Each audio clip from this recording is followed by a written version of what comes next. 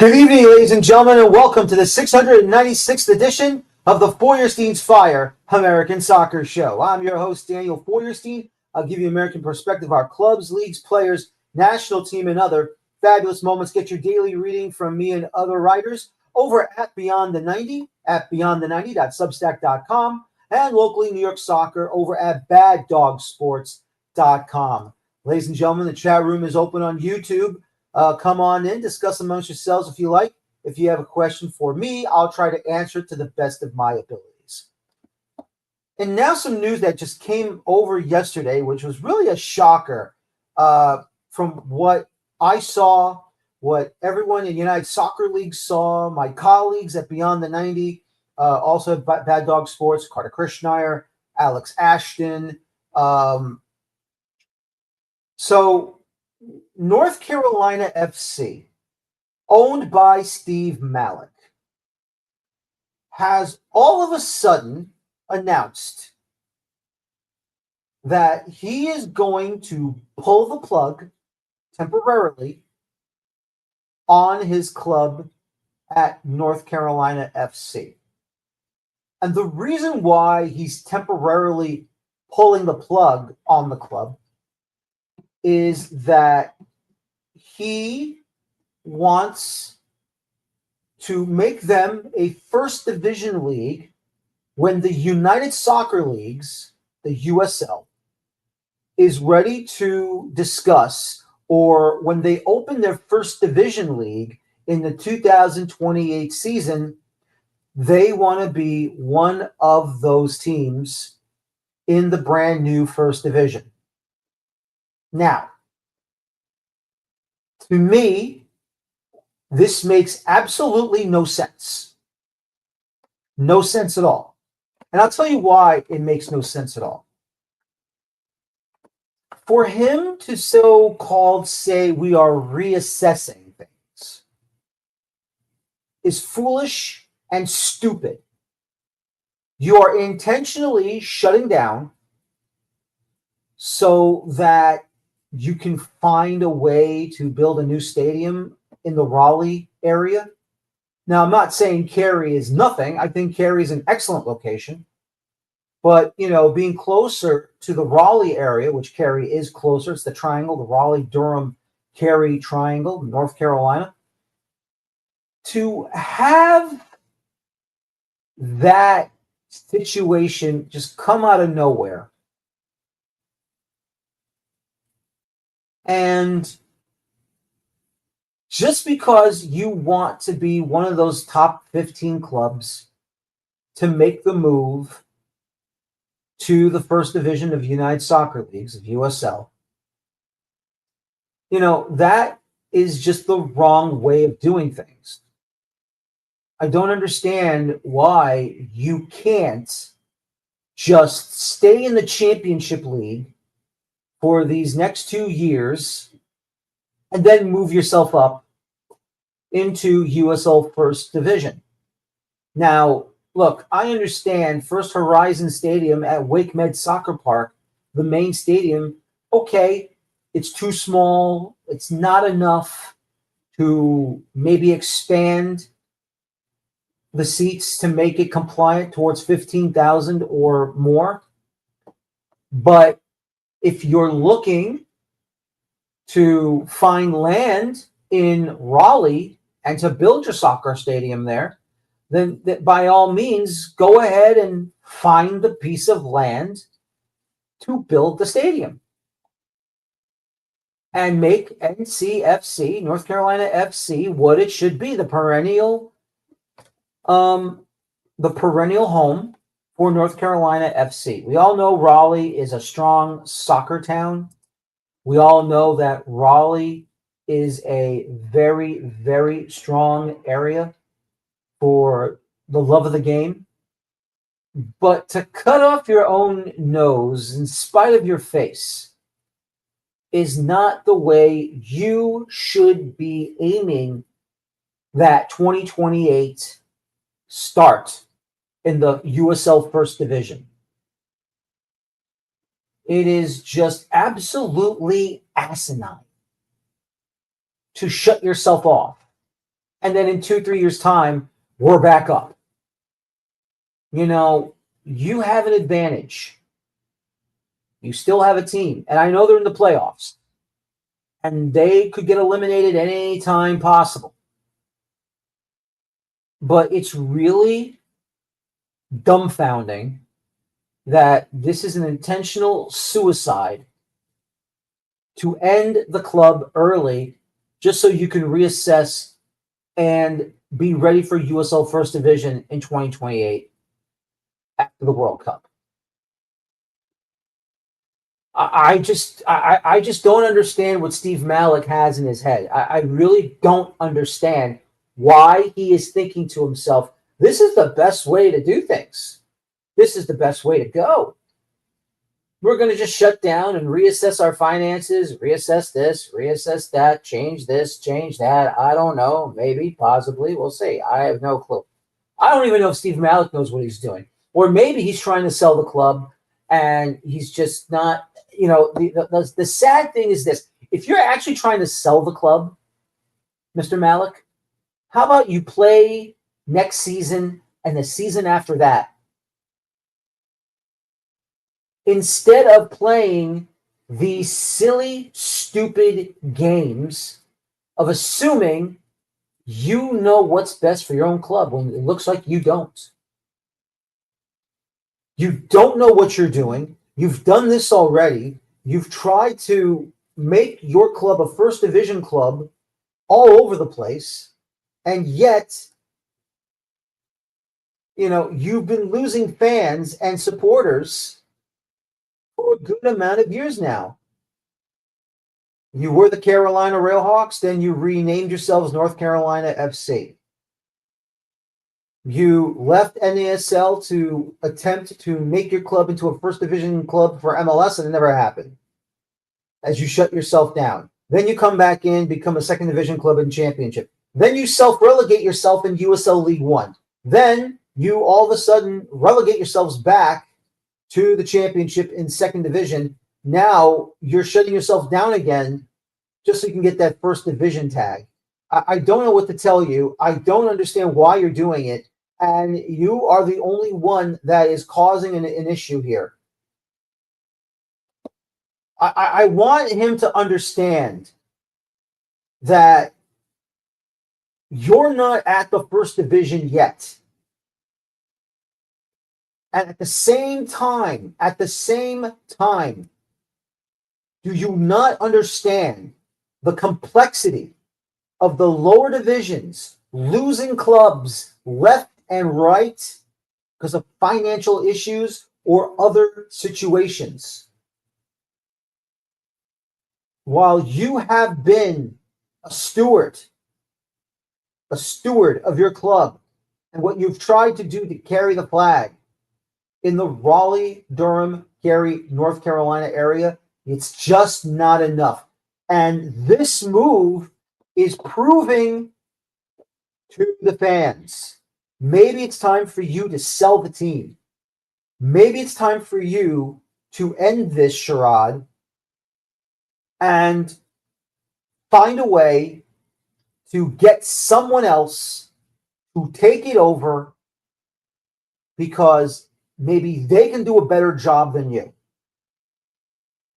Look, I applaud him for wanting his club to be a first division club, but he's going about things the wrong way, and it is just making the soccer media in the USL level scratching their heads, shaking their heads, and basically banging their heads against the wall. Go and listen to Mike Watts and Devin Kerr, the USL All Access podcast, and hear their thoughts. Go to Beyond the 90 and read my article, Carter Krishnayer's article, Alex Ashton's article, and the recent video file that Carter Krishnayer just did at Beyond the 90. You just shook up the USL for no reason. You put yourself in a position where no one is understanding why you are pulling something like this when it should never been pulled in the first place. It is an embarrassment to the United Soccer Leagues. It's an embarrassment in the North Carolina area of Cary, of Raleigh, and Durham, and it's an embarrassment of the entire American soccer community. You don't know what you're doing. You don't understand the situation you put yourself in and in this club. And you have no idea this could be the last straw for those supporters who were dedicated enough to be there for you. If you find new ones in Raleigh, congratulations. God bless you. I hope it happens, and I'll be excited. But until then, it is a stupid thing to do. If you make it, congratulations, like I said. But I'm sorry. You cannot shut down for 2 seasons to hope that you'll be able to go to First Division USL. And with them getting promotion relegation, here's the other thing people need to understand here that I don't think they understand. Or maybe Mr. Malik doesn't understand. What happens in the first season of this First Division League, or in any season after that? You get relegated back to Championship League. Do you cry foul and say, we are a First Division club, I don't want to be back in the Second Division? What does that say? You voted for the promotion relegation that happened inside the USL leagues in the professional levels. You voted for it. You wanted it. And what happens if it's your club that gets relegated for the first time? You're going to be upset about it? Are you going to take your medicine like a man? Are you going to understand the complexities and the foolishness that you have done to make this situation go against you? All I can tell you is this, Mr. Malik. You're going about it the wrong way. Do yourselves a favor. It's not too late to change your mind. It's not too late to say, we have seen the error of our ways, and we will come back ready to go for the 2026 USL Championship season. Because if you're going to go through with this, I can tell you right now, it is a mistake. This is a major blunder. Do not do this. You're in the playoffs of USL Championship. You still have time to save yourselves, change your mind, and fight in the 2026 season. And what happens if you do win this championship? What happens if you go all the way and win the championship? Well, you know what? No, too late now. We've decided to say goodbye and sayonara. So all I can tell you is this, Mr. Malik. I think you're going about it the wrong way. You're doing it incorrectly. You should retract what you said and reassess and reinstate your club, North Carolina FC, back in USL Championship for the 2026 and 27 seasons before you do go to the First Division League.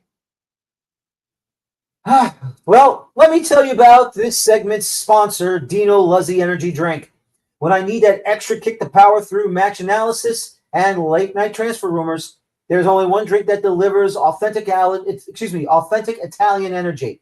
Dino Luzzi, created in Italy with the same passion I bring to this show. Because real passion and real energy comes from real ingredients, just like real soccer talk comes from real insiders. Ladies and gentlemen, I got a great show for you tonight as we review the first round of the 2025 MLS Cup playoffs. And joining me tonight, my guest is from Philadelphia Soiccer Now, Mr. Evan Konigsberg, as he joins me to talk about the Philadelphia Union's clean sweep of the Chicago Fire. First of all, Evan, thank you for your time. Welcome to the show, and how are you, sir? I'm good. How are you? Mic working okay and everything? You're excellent. I can hear you loud and clear. You're fantastic.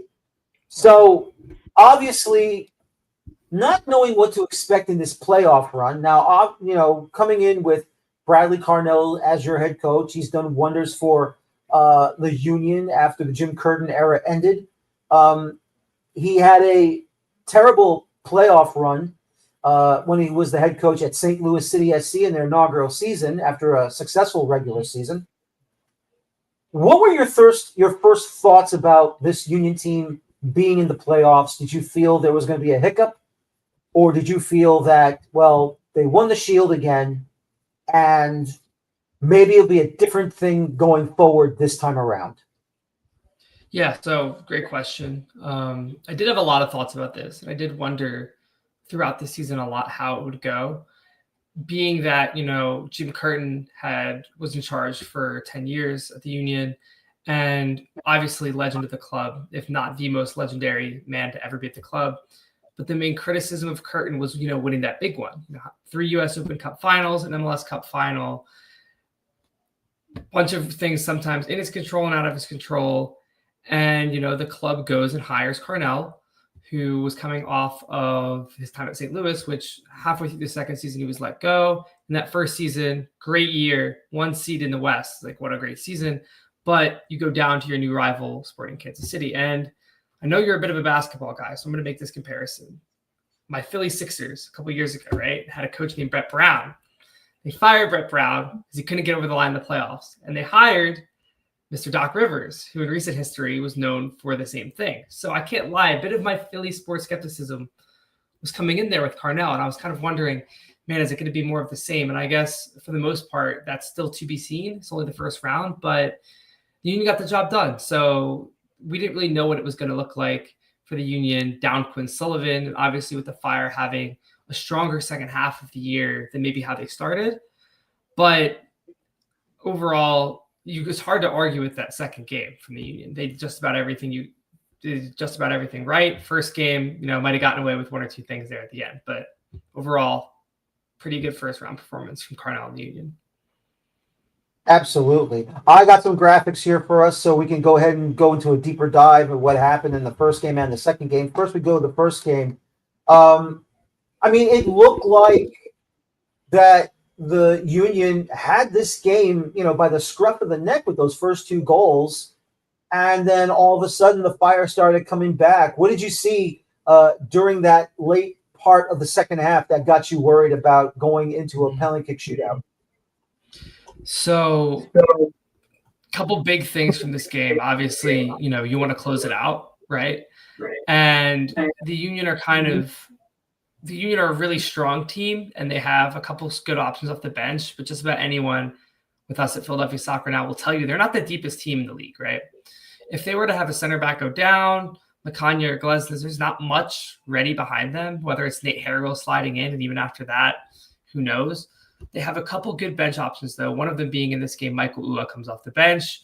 He puts the ball on his left foot, beautiful assist to Indy Vasilev. He's really good at stretching the legs of the back line and getting it behind, but one thing that is a little concerning is when you take off Indy Vasilev, who is a favorite of Carnell's, brought him from St. Louis to the Union.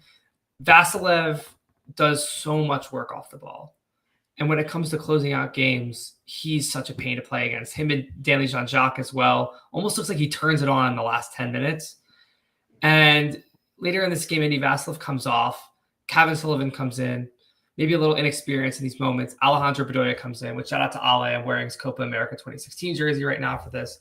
But Ale, second half of the season, maybe not the legs that he used to have. At the Charlotte game, decision day, going at him on the wing constantly. Vancouver game, played out of position at right back. They had 4 goals by halftime, maybe 5. So a little bit of that saw the game open up a little bit. Cav is not as experienced there, and Ale has the experience, but he might not have the legs anymore. And at the end of the day, these 2 goals come from, set pieces. These are unnecessary, set pieces to give away. Obviously, a corner kick, not much you can do, but Elliott's was a free kick edge of the box. And late in the game, you don't really want to be giving away set pieces like that. So that's something I think the Union can really focus on going forward is, keeping that focus at the end of the game, keeping the intensity and the pressing high. Because when the Union lose their identity and they sit in, they become much worse and much easier to pick apart. Yeah, absolutely. And then, of course, it goes into the penalty kick shootout. And as you said, Michael Ulrich does come off the bench very well. But unfortunately, he didn't convert his penalty. And thankfully, neither did Jack Elliott. And then it's just, you hope and pray for, straight shooting and nothing goes wrong. What were your thoughts during the shootout? Yeah, well, if it's one thing I know about Jack Elliott, he's going to keep it entertaining, right? He's always going to keep you on your toes. I still remember that MLS Cup final. He gets 2 goals, and then header scored over him for the equalizing goal by Gareth Bale. He's always going to keep it fun. But for Union fans, I think going into penalty kick shootouts, you always get a little bit of confidence, even though it's gone wrong plenty of times recently, obviously with the MLS Cup final being a great example of that. When you have Andre Blake in net, you have a feeling, okay, he's gonna come up big for us. Makes the save on Elliott, a guy he's familiar with. Ua, he's a guy who does the little things well. Not always, the most lethal finisher, but he does the things that you would want a guy on your team to do. He stretches the back line, he runs after loose balls. And Frankie Westfield, man, his penalty was a really cool moment. It reminded me a lot of McLinn's penalty with the stutter step against Nashville 2022. So that was a really cool moment as well. And from there, Bueno's the coolest penalty kick taker around, man. I know he's not a regular starter for the Union, but in the League's Cup a couple of years back, felt like every match went to penalties that he would just come up, send the keeper the wrong way, pass it in, celebrate. So not a game you want to go to penalties at home in the first game of a 3-game series, but it's nice to have that edge that that a couple guys on your team will put that away. No, they really will. And then, of course, Joel Waterman towards the back end misses his penalty in the fourth round, and that gave Jesus Bueno the opportunity to basically take it home and take the first game, making it 1-0 for the Union, 4-2 through penalties after a 2-2 draw. Overall, in that first game, what were your takeaways from it, positive and negative? I'll start with the negative, then I'll work my way to the positive. So the negative is that when a team is going to sit in on the Union, they're going to need to find more creative ways to score. So I think everyone knows by now the identity of this team is win the ball and attack quickly, counter very fast. And in this game, we saw Berhalter come out instead of with 2 8s like they usually have played this season. They played 2 defensive midfielders and an attacking midfielder. So they sat in off the ball. A lot of times in this first match, you would see Makanya get the ball and no one was coming around him. And he would have to shovel the ball over to Glesnes to get it back. Whereas Makanya's the type of guy where if you put him under pressure, he loves it. He'll take a dribble past you and then he's through the first line.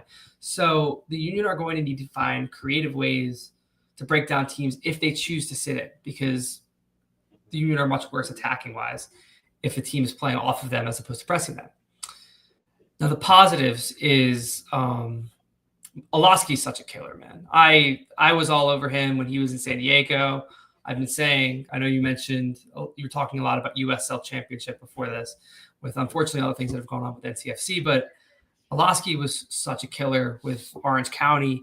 And I feel like not enough MLS teams are looking at the top talent in USL Championship, whereas a lot of these guys could be difference makers. And Olaski goes to San Diego making under $200,000 a year.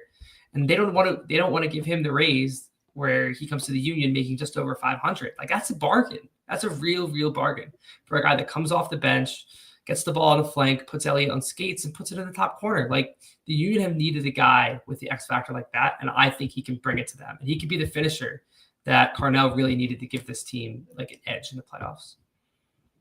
I agree. And then, of course, there's that road trip to Chicago or Bridgeview. We'll back over at SeatGeek Stadium. And let's be honest, that was handled very well. That was just classic Union soccer that we all saw and how they played. Ty Baribo gets a brace in the first 16 minutes. They dominated the first half. Once again, Brian Gutierrez missed his penalty by the Fire. So, take me through that game. Were there any nerves that you feel, or did you think, nope, they have it, it's going to be over with, and it's just relaxation from here on out? Yeah, so to me, I was, a little concerned about how they would come out, given how they finished the last match. Michael Ua wasn't selected for the match, and funny enough, it was Harriel and Westfield were selected for this match. And when they came out, it looked like Harriel was at right back, and Westfield was actually like a right-sided attacking midfielder, which is just not something we've seen at all this season. So we're a little bit nervous, wondering how that might play. And but at the end of the day, how I feel about how this Union team is built and how they play is they just kill bad teams.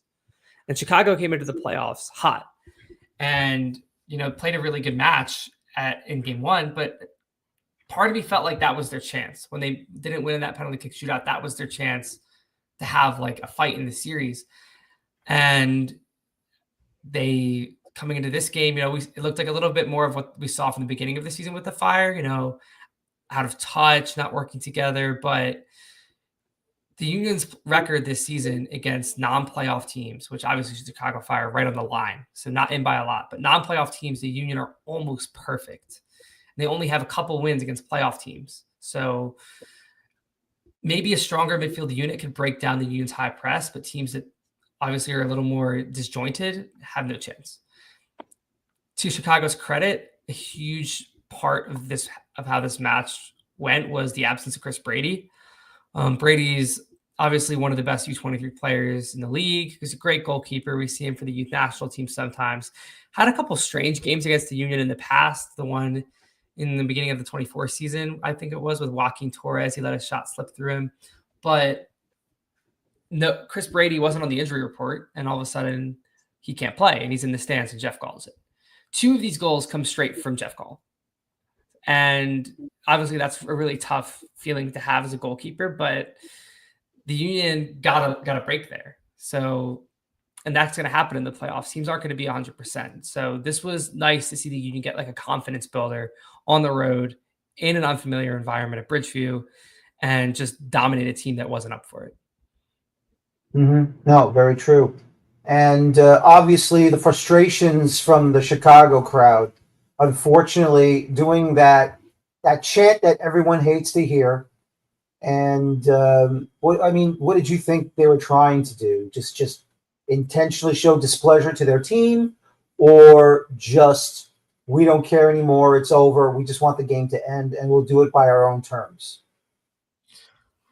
I think maybe a little bit of both. Obviously, at the end of the day, it's a soccer match. You don't really want to see any of that happen. There's really no need for it. Just not really what you want to see ever. Berhalter going over there, pleading with the fans, Waterman pleading with the fans, was just like, it leaves like a sour taste in your mouth, even though the Union are coming out on top of this game. It's like, do we really have to do this? And I feel like it's every 6 months at this point, we're having this conversation, whether it's an international match or honestly, we don't see this in MLS too often, but it's a shame. And you'd really want a game of this nature, a playoff game, to be able to progress without it coming to that. But yeah, I guess, the fans weren't having it anymore and they decided to cause a problem, make it about them. I don't know, but yeah, unfortunate. Really do not like to see that. Neither do I. I hate it. Got to get rid of this sort of stuff, and easier said than done, but hopefully it just never happens again, and we can see what happens. So let's go ahead now. Now, nothing until after the international break, but your next round will be either Charlotte FC or New York City FC at Subaru Park later on this month. Normally, I would ask you, who would you rather play? But, I would think that it doesn't matter at this point, because while I would think the Union would do wonders against NYCFC, you would probably take them to the woodshed and let them have it. But do you feel Charlotte could be a dangerous opponent? I do. I actually think both these teams are a little dangerous, and that the Union really got to be careful with both of them. And I'll explain why. So, home and away, I'm very happy that the Union have home field advantage for the playoffs, and I'll say that. Being a Supporters Shield champion, you get the privilege of, after the first round, hosting all of your matches from then on. And these are two teams that have matched up pretty well with the Union this season. So NYCFC and Charlotte home. I was at both of these matches. The Charlotte match was Union got off to an early lead. Well, actually, it's right around halftime. Jesus Bueno from the edge of the box on his left foot scores, goes to the corner. And I feel like every Charlotte match, we're talking about Wilfried Zaha. Wilfried Zaha is getting fouled. The Union are being hard on him. Like you should want to get a guy like that off of his game. And he scores a goal, celebrates for 2 minutes in front of the Union fans, pumping his fist and everything. And then the Union go and score a 96-minute winner through Marcus Anderson. So that was a ridiculous game, but it was close. It was tight the whole time. NYCFC at home was the Shield decider. That was a 1-0 Michael Ua goal on a deflected shot where NYCFC had the equalizer late at the end of the game, ruled out from offsides for about like 3 feet difference. So these two teams, they match up with the Union pretty well. Alonso Martinez is a really dangerous forward. Don Toklamati as well. Maybe not as dangerous recently, but out of the two, I think I would rather see the Union go up against New York just because that's a big rivalry game. And I feel like the Union could, play up to that and give it like the home field, like intense energy for a playoff game that it deserves. I don't know if they're the worst of the two teams they've split their matches 1-1 so far. They're neck and neck. I think the Union are going to be fine with whoever they get, but they got to play their best game because these two teams have brought it to the Union this year. And away from home, both of them have beat the Union. Charlotte had beat the Union on decision day 2-1, and New York City beat them 1-0 in Yankee Stadium earlier this year. So won't be a cakewalk for sure. No, it won't be. But overall, your thoughts of Bradley Carnell once again, just, a miracle that you haven't lost a beat, you haven't lost a step, or you're hoping. I'll say this. I know you're hoping it's not a one season and done because of the second season he had in St. Louis. And we'll see what happens, obviously, in these playoffs. Mm-hmm. But do you have a fear about – I mean, we're worrying about the playoffs right now. Don't worry about next year. But, I mean, is it in the back of your mind that there could be a worry? Yeah, I mean, that's a totally fair question. I've thought about it considering what happened in St. Louis, but – with that, you have to wonder, is it a Carnell issue? Is it because it's an expansion team? And obviously you see what's going on in St. Louis since all that's gone down. They fire Olaf Melberg. They get rid of Lutz Pfannenstiel the last couple of months. It hasn't been smooth sailing for Seattle since Carnell left. So it's hard to pin the blame there. And these days, you have manager, you have CSO, and you have owner, and all these people are clashing, making decisions. And in St. Louis, I don't know who was making the decisions. They submitted their roster decisions last week before they had appointed Corey Ray as their CSO. So it doesn't seem like a healthy environment for a coach to work in, but that's neither here nor there. In terms of Carnell for year 2, I've been very impressed with what he's done year 1. And the reason why I'm very impressed with what he's done is that a good amount of these players, were there in 2024 when the Union missed the playoffs. There's been a couple new signings. Obviously, second half of the season, you bring in Milan Miloski. You're already top of the table, though. You bring in Jovan Lukic this year, who's been solid. He started off the season red hot. But you think of the stars of this team that have really taken it up a notch. Ty Baribo, for example, was here under Jim Curtin. Didn't get any minutes until he absolutely needed to. Chris Donovan was playing before him. And then his first game against Cincinnati away, he gets 2 goals. Owatu Makanya did not sniff the first team when Jim Curtin was here.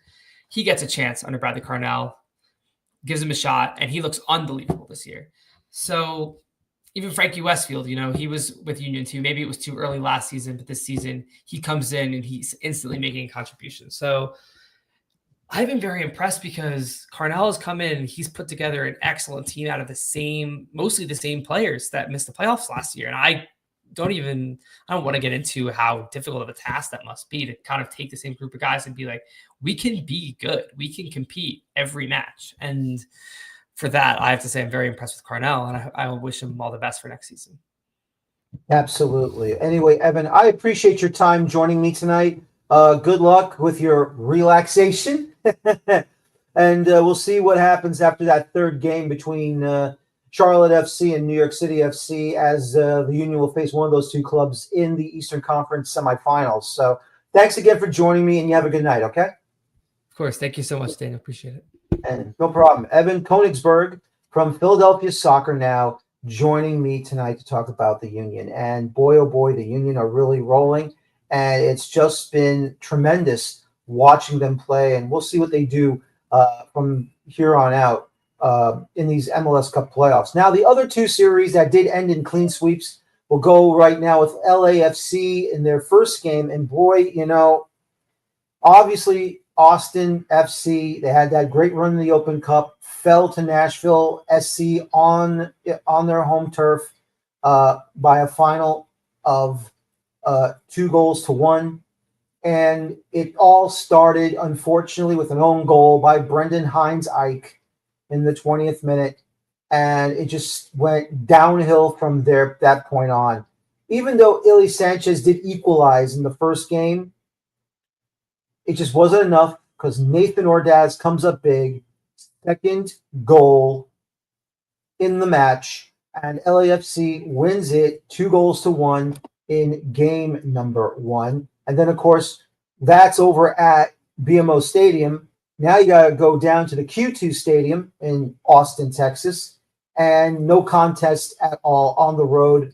LAFC smells blood in the water, and they went straight for it. Now, I apologize. I should have put a big red X next to Maito Ozuni's penalty because he did miss. So that's my fault. I apologize, folks.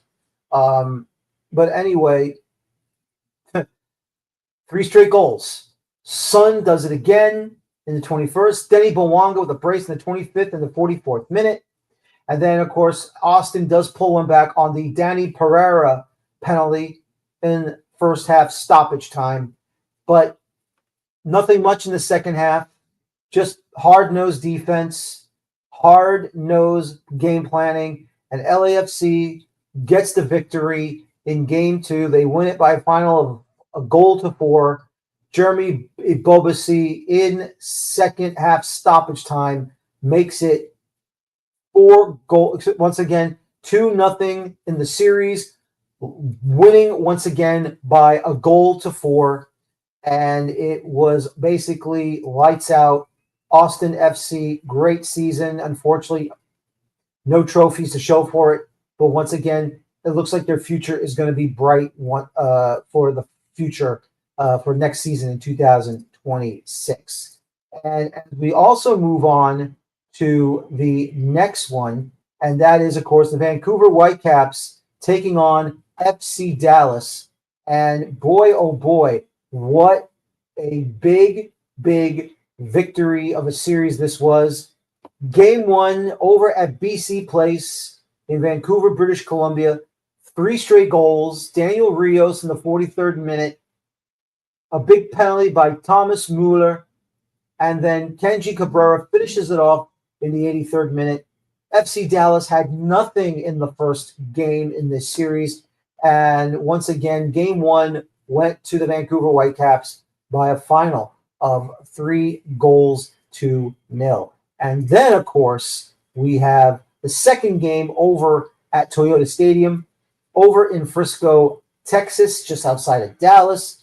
That one was an unbelievable matchup. Great fight from FC Dallas. Great job from them trying to save at least getting a split before finishing it off. Hopefully back at BC Place in Game 3, Petar Musa making it 1-0 in the 25th minute. And we all thought that was it. It was over. Nothing more, nothing less. We're going to move on back to Vancouver for Game 3. Not so. Ralph Prizzo in second half stoppage time converts his shot and makes it 1-1 and forcing a penalty kick shootout.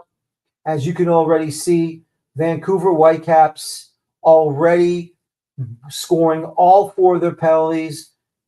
For Dallas, score the first, miss the second, score the third, miss the fourth, and it was all over. 1-1 through regulation, 4-2 in the penalty kick shootout. And for FC Dallas, they are done, and the Whitecaps are advancing. Great job by Sorensen, Jesper Sorensen, the head coach. The turnaround he has given the Whitecaps has been tremendous. And also bringing over Thomas Mueller, what he has done to add more firepower to the Whitecaps has made them a surprise in the Western Conference. It's going to be them and San Diego FC in the Western Conference final. Look out and watch out. It could be exciting and it could be a lot of fun. So once again, these games mean a lot. It's the playoffs. We have 3 series down, and we have 4 or 5 to go, both in the East and the West. We'll have to wait and see what's going to happen. Some news we just found out. There will be obviously Game 3 when Inter Miami hosts Nashville SC back at Chase Stadium, but Miami will be without the services of, you guessed it, Luis Suarez. Why? For his shenanigans against Andy Nahar with a major foul and a reckless and sneaky foul that got him suspended for this game. Game 3. Down at Chase Stadium in Fort Lauderdale for Inter Miami. In reality, he should have been suspended a lot earlier, in my opinion. But then again, I'm not the league. I don't make up the rules. I try to tell them they have to enforce their rules, their laws of the game. We all know there are real laws of the game, but sometimes MLS. But anyway,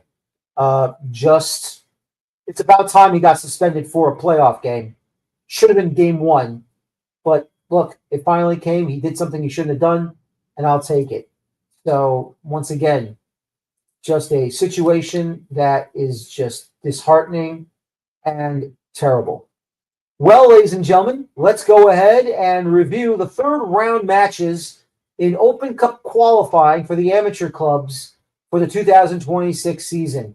And we are going to go to the Saturday games right now. And boy, oh boy, what amazing victories we got here. Brockton FC United falls to CD Fialenza 0-1 in the Massachusetts Derby.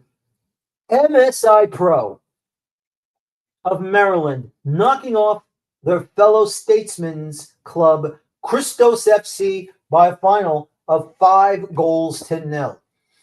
It took extra time, going 3-3 for regulation, but the New York Renegades out of Long Island defeating Lansdowne Yonkers in Westchester County in extra time, 5-3. So the island suburbs beating the northern first suburb city town north of New York City in Yonkers, Westchester County. The Renegades do it, and they knock off Lansdowne 5-3 in extra time. In a penalty kick shootout in Ohio, Akron City FC, Croatia Cleveland. It ended 3-3 in regulation in extra time, but it will be Croatia Cleveland winning the penalty kick shootout 4-5 for the visitors in Croatia Cleveland over Akron City FC. Brer United FC out of North Carolina and Grove United out of Virginia.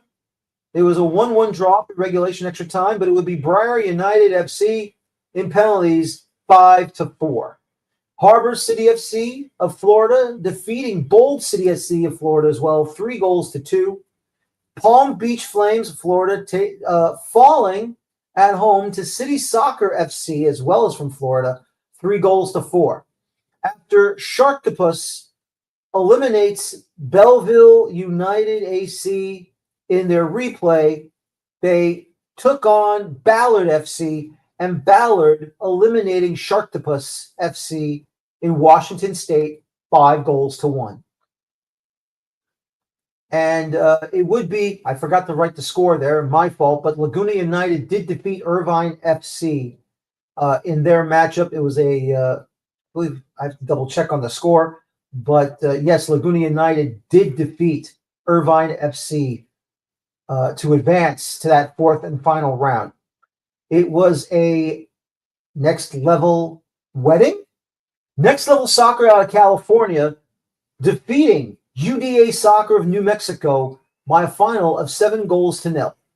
Valley 559 FC of California defeating FC Folsom of California 5-2. And finally, in the San Diego Derby, San Diego International of California defeating City SC San Diego, also of California, by a final of 2-1.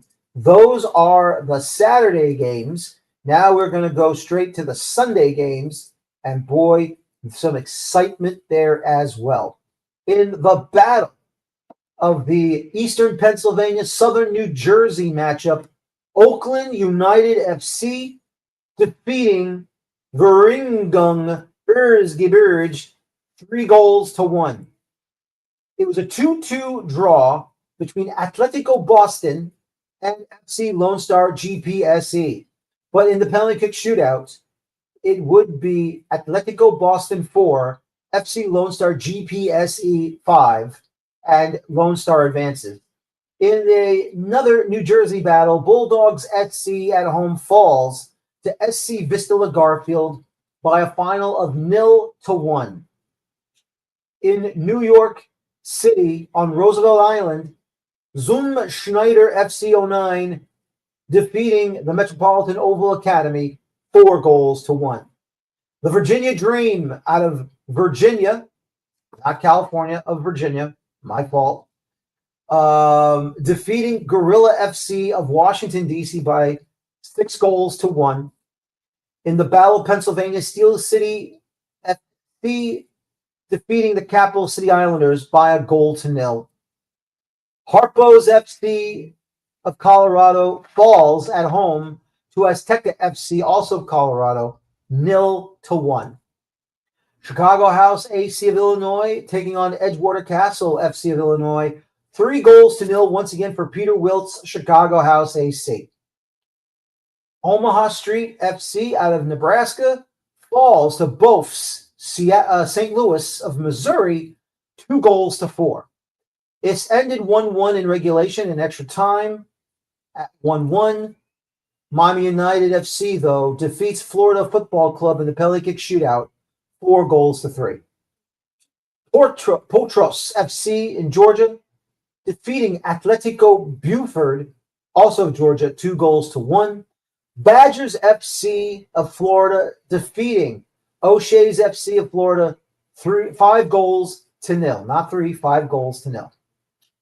Emerald FC Orlando of Florida falls to FC America CFL Spurs 0-7. A Spurs wedding.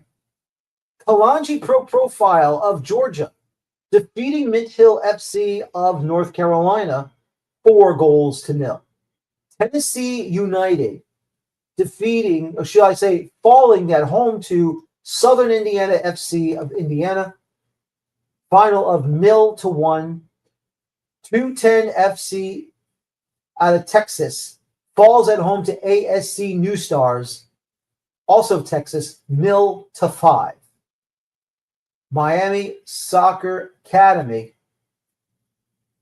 defeating, or should I say, falling to Red Force by a final of 1-2. The Olympic Club of California defeating Ariana FC 4-1. And then it'll be Inter San Francisco Inter San Francisco falling to San Ramon FC by a final of 0-4, also from Texas, which I thought I got them. Let me double check and see, did I get them here? No, I did not. But anyway, forgot to write them down. Denton Diablos also won their match out of Texas. So that is a big victory for the Denton Diablos. Now, don't forget the Denton Diablos, they did make the Open Cup to qualify for the 2020 tournament, but because of COVID, they could not play it because they canceled it. And they tried again in 2021, but once again, U.S. Soccer canceled the 2021 edition. And unfortunately, they were not given another opportunity for 2022. They reset the whole situation. And unfortunately, that, my friends, is really, really sad to see that happen. But That's how it goes sometimes. So my apologies for some of the errors in the graphics, but you're trying to get everything down as much as possible and see what's going to happen. But as we wait and see in these next matches, these third and final round games of the first round of the MLS Cup playoffs, should be a lot of fun. And then CONCACAF final round, the final two matches in the November international window for World Cup qualification. Who will take the top spots in the groups and who will go to the playoffs as the best 2 out of the 3 second place teams to get a second bite of the cherry to reach the World Cup. It's exciting. It's a lot of fun.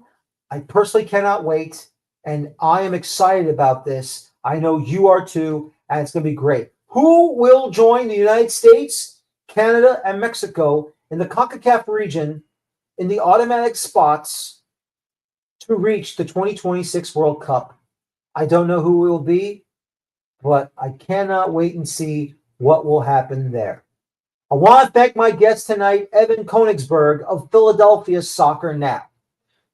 Don't forget to join me once again over at Beyond the 90, and don't forget to join me as well at Bad Dog Sports, and of course here on the 14th Fire American Soccer Show. My name is Daniel Feuerstein. Thank you very much for watching me tonight. I hope you enjoyed tonight's show, and as always, folks, please, please, please, please, please enjoy your football. Thank you. Take care. So long, and bye-bye for now. Have a good night, everybody.